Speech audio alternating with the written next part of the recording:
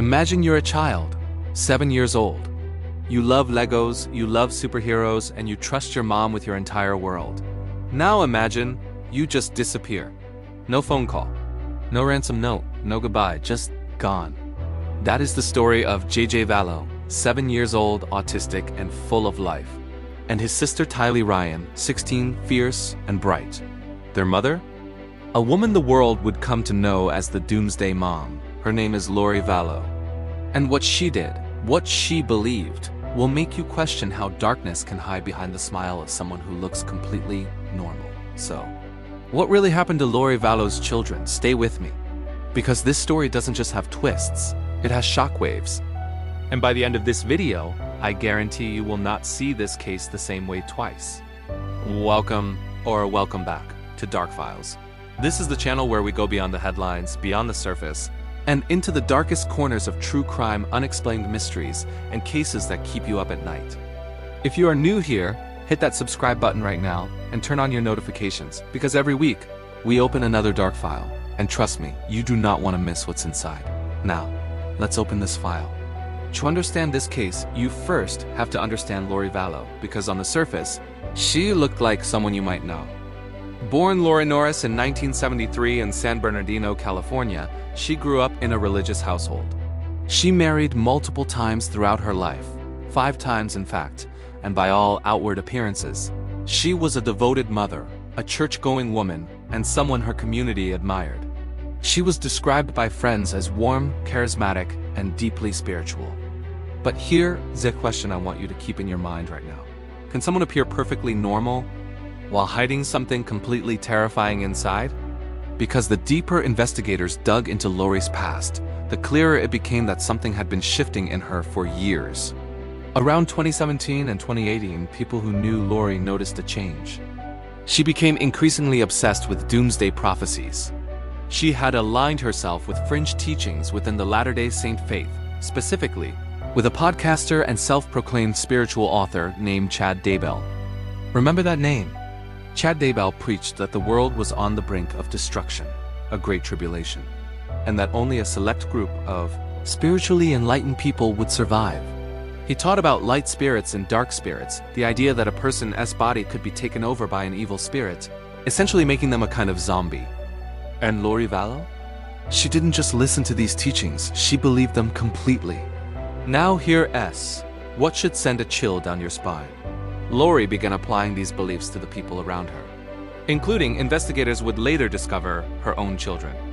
But before we get there are a few deaths we need to talk about first. Let's go back to 2018. Lori's ex-husband, Joseph Ryan, father of Tylee, had a complicated history with Lori. The two had a bitter divorce, and there were allegations of abuse. Joseph Ryan died of a heart attack in April 2018.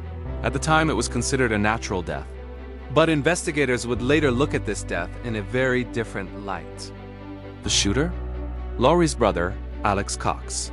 Alex claimed it was self-defense, that Charles had attacked him with a baseball bat.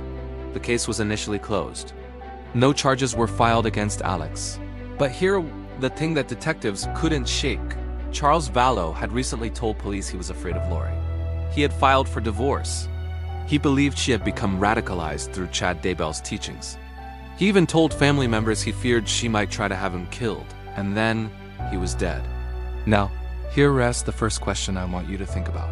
If someone close to you warned that they feared for their life, and then died just months later, would you call that a coincidence? Leave your thoughts in the comments. I'll be watching.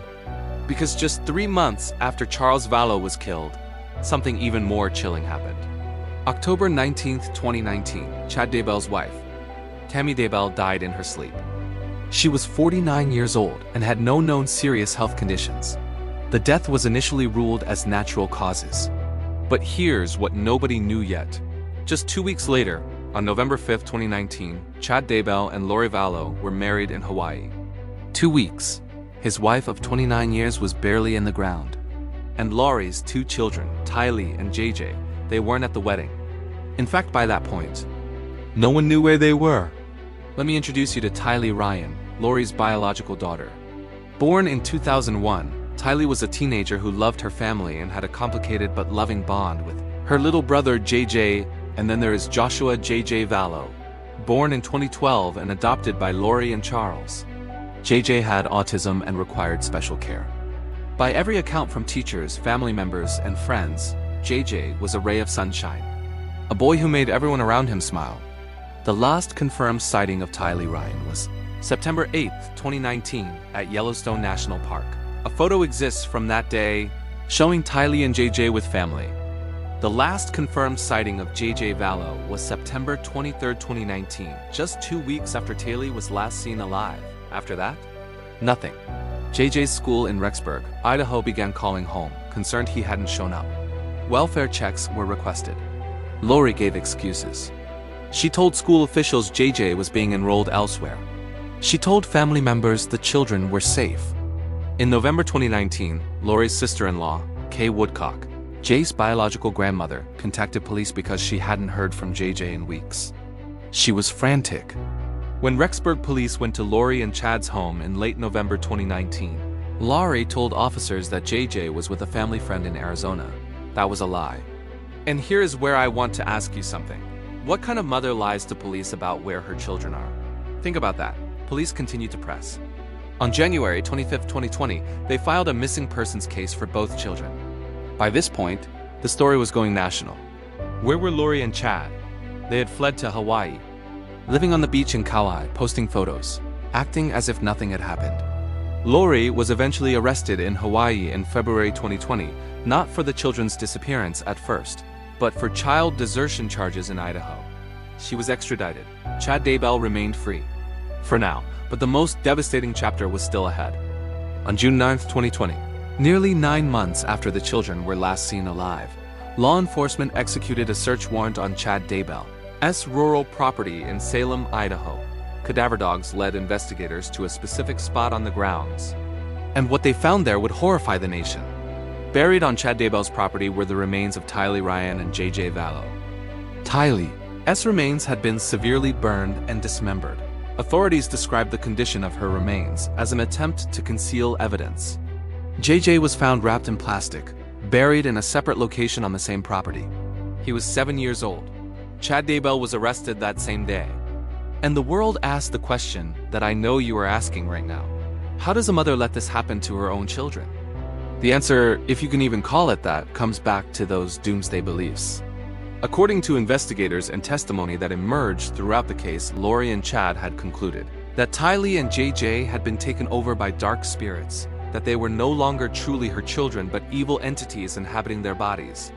And so, in their warped, delusional worldview, getting rid of them was not murder. It was spiritual warfare.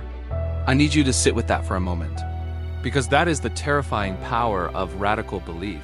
It can convince someone that the most monstrous act imaginable is righteous. Have you ever seen how dangerous extreme beliefs can become? Let me know your thoughts below. Let's talk about what happened in court, because this is where the truth was finally forced into the light. First, Lori's brother Alex Cox, the man who shot Charles Vallow, died in December 2019 from what was ruled a pulmonary embolism.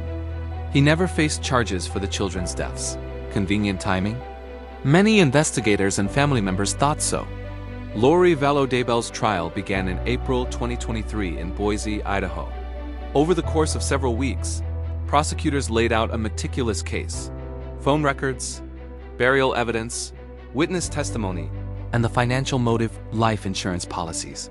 Elimination of obstacles, and Lori's complete detachment from any maternal instinct. On May 12, 2023, the jury returned its verdict. Guilty. Lori Vallow. Daybell was found guilty on all counts, including 2 counts of first-degree murder for the deaths of Tylee Ryan and JJ Vallow, and conspiracy to commit murder in the death of Tammy Daybell, Chad's first wife, whose body had since been exhumed and found to show signs of asphyxiation.